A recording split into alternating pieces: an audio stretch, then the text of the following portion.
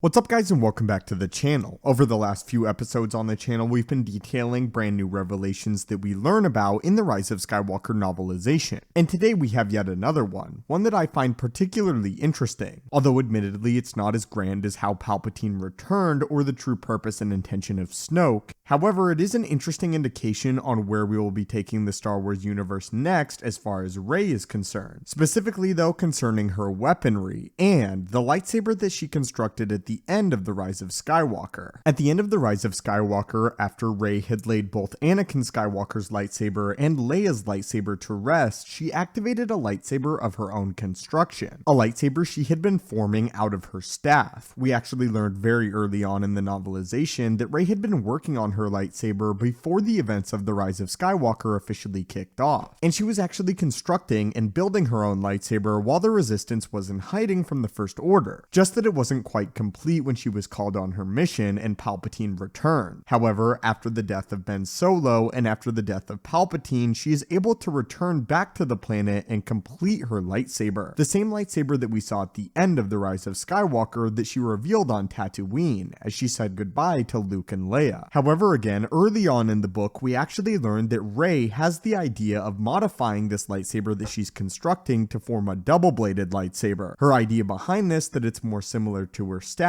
that she wielded on Jakku. This is exactly what the novelization says. She eyed the unfinished lightsaber on her workbench. It wasn't ready yet, and the one she'd painstakingly repaired, Luke's, didn't belong to her, so her quarterstaff would have to suffice as a weapon. Which was just fine. It had served her well on Jakku for years. In fact, someday, once she had mastered the lightsaber building business, she might design one that felt more like a quarterstaff in her hands. Familiar and hefty, two business ends, maybe with a hinge in the middle, and portability. She'd learned a lot about lightsabers by reforging Luke's. His Jedi text had offered some guidance, like how to repair the Kyber crystal, and her experience building daily tools from scavenged parts had provided the rest that she needed.